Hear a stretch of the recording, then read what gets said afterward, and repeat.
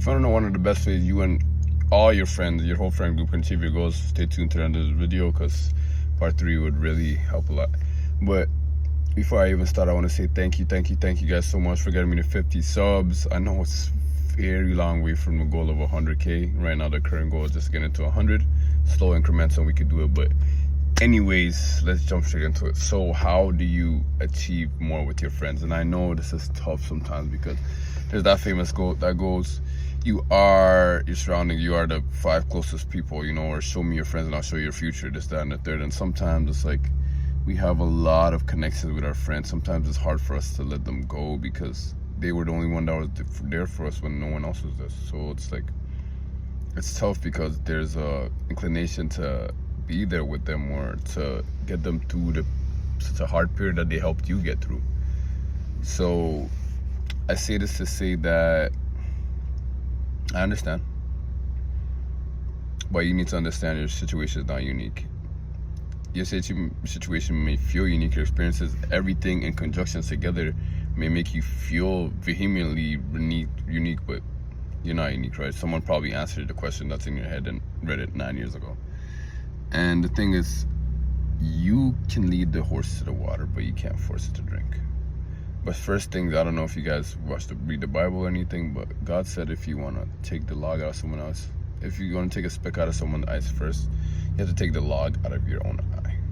Meaning, you want to rise with your friends, but are you at that stage in your life where you have successfully made it so that you can be an example to your friends?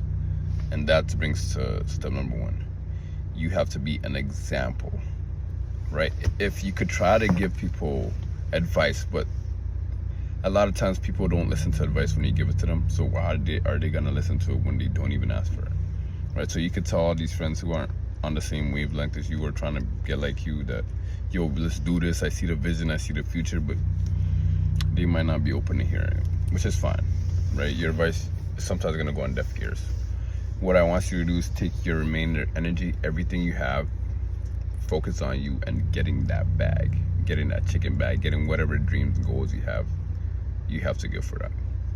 Because when your friends will see that and this actually is really helpful because some friends will be like hating and be like, oh, he doesn't deserve this, because some of them don't feel like you do. They came up with you on the same level, they were always with you, and then due to some lack or inefficiency in their own mind, they relegated. They would try to go for their dreams. There was one obstacle and they relegated. And it's like, maybe they have ADHD and they have a problem figured out, but they stop chasing the dream. So a lot of times they see you reaching for the stars, and some people have animosity, like he doesn't deserve that, or if he could do it, I can do that. Like they get very butthurt about that. And those are the people you don't want to keep in your circle anyway, right? But if you see someone's like proud of you and say, yo, like I'm proud of you, like you said you were gonna do it and you did it, those are the ones that you want on your team, right? So I made a story, and if you watch a lot of my videos, you probably heard this, but it goes, you know, a weighted ball with a chain on it, right? Imagine the mafia or somebody wanted your head, so they put this weighted ball,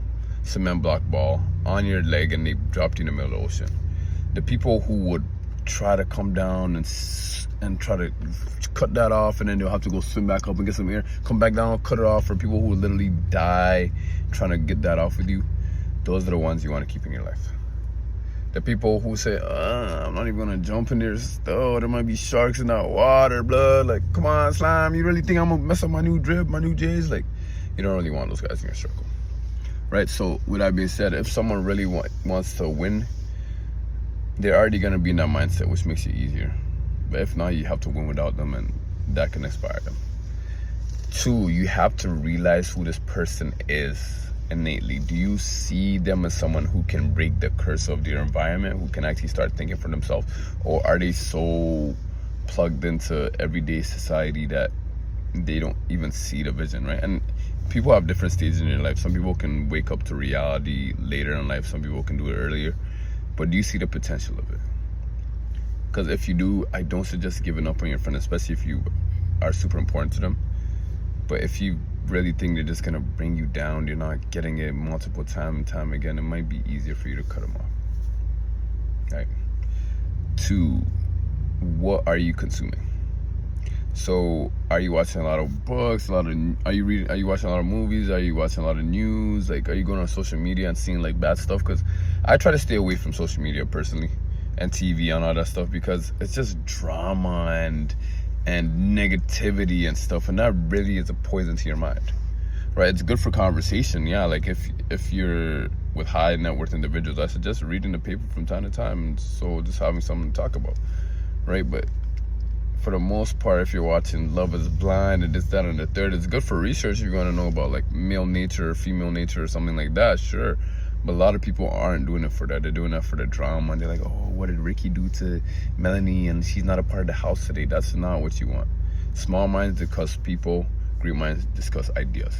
There was this time when I chilled with 3 different sets of people. There was a friend that I'm working with right now, who I believe we're both going to be CEOs one day. I love the way his energy is. I love his drive. And he was showing me all the ideas he was working on and like implementing right now, executing. I'm like, yes. In my heart, I'm like, you fucking got this. And like the thing is, he surpassed me in the same job, right?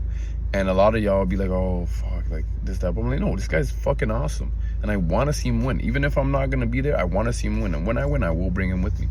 That's the type of fucking friends you need, because you need genuine people who are there for you, who love you, right? So yeah, that was number 1. I see another friend who we kind of did the same thing in the past. We're in the same school, we're always partying, this, that, and the third, and we're in a stage in our life that's like, we know we can do better and we're striving for it. But like, I notice I'm kind of, even though the first one, I think he's about ahead of me, right?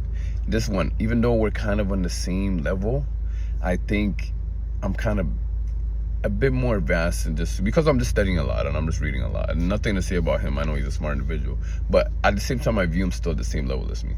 And there was another guy who, he's a bit younger than me, so I get it, but like I hung out with him last, and he wants to smoke, which I don't smoke anymore because I feel like that's so bad for your memory, your mental, your health. Drinking too, like it's so much negative like outcomes. So he just wants to smoke and freestyle, which I used to do a lot when I used to get high, and that was in my younger years, right? And I realized sometimes it's not that bad to have people that you deem below you or you do believe are on the same level, because in life, I don't know if you guys read the book, The Ego is the Enemy by Ryan Holiday, but you need a mentor, someone who you can ask for advice and ask for help when you're stuck, someone on your level that you can kind of bounce ideas with back and forth, and someone below you so you can teach, right? Because the way you learn isn't just like reading and that's it, but you got to recite it. So that was a 2-part answer, but not engaging in negative, toxic content or like news and stuff like that helps you have a clear peace of mind, so you can make general or very specific, precise answers through your own mental state. You don't want to be a zombie or copy paste like everybody. That's what these multi-million-dollar companies pay these advertisers to do. They want to control your brain. I want you guys to be fully, authentically you, so that you can uniquely just shine for the world. Like everyone goes to school and basically becomes the same person after. I don't want you guys to be that. I want you to still be your unique self. And the second part of that is just being, that's how you kind of advance with people, right? So if you don't have to really dash your friends, but try to educate your friends. Like if they ask a question, be like, oh yeah, this, that, and the third. But that's very ideal, because sometimes people don't ask a question and you might just give them knowledge and they might not even heed it the way it needs to be heeded or understood, right? So you have to be able to select those specific people in your lives that can help you, and that helps a lot. Like finding a mentor is very ideal. If you don't have a friend that you can review, that you can pick his brain, because sometimes asking the same person for time to time is very annoying. You know, you don't want to be that guy that keeps asking this one guy, because they might think you just come to them when you need something. To provide value as a human, you have to be putting stuff into people. You have to imagine your relationships as a piggy bank. You have to insert like a million times and then ask for something. That's how you become a valuable person. I'm not saying insert to try to hold something over them, like, oh, I did this for you, you have to do this for me. No, give like the sun. Be loving and just show them the sauce without expecting anything back. But when you do ask for something, more than not, they'll probably reciprocate, because they know you're a good person of good character who's always been there for them. And sometimes it's hard. If you come from a poor background, you can't just give, but like try your best to do what you can, right? Like someone throws a party, help them clean after. It's not gonna kill you. If your mom needs something, freaking do it, man. Like it's like your parents love you. They're here for a reason. And third, cultivate your network in your relationships. if you meet somebody, right? Let's say you're working at a bar, this, that, and you're really smart. It's okay to, when you're done your shift, chill with them and talk to them, right? And this comes with reading the newspaper and just reading books and having knowledge so you could be an interesting conversationalist, right? Don't forget to subscribe, by the way, and like my shit, because if a lot of y'all just watch my videos, don't like my shit, but I mean, unsubscribe. But yeah, like, it's okay to ask people your name that you're intrigued about. It might seem weird, but no, that's how you make networks. That's how you make connections, and people remember that. They'll be like, yo, this guy was always a good kid. And one person could have the keys for your whole future. You just have to ask, right? So just being able to be forthright in that sense and just going for your dreams. A lot of people love that. They love a go-getter because a lot of the world is so motherfucking lazy that when you're a real go-getter and you're personable and you have your head on straight and you're striving for more, people want to help you, especially if you're already investing in these relationships, right? So those are my main tips for how to grind and win with your team. But as you can see, in the end, I was kind of mainly focusing on you because a lot of times people won't listen until they see the results. There was this guy I used to know, and I still know him, but I don't chill with him, but he would always buy clothes and he was always trying to keep up with the Joneses, and for some time I was trying to keep up with him. Like, he got something new, I'm like, I need something new too, right? Until I started investing all my money, and I seen him buying so much stuff, and I'm like, yo, bro, why don't you invest this money? He told me, shut the fuck up. I'm like, all right, bet.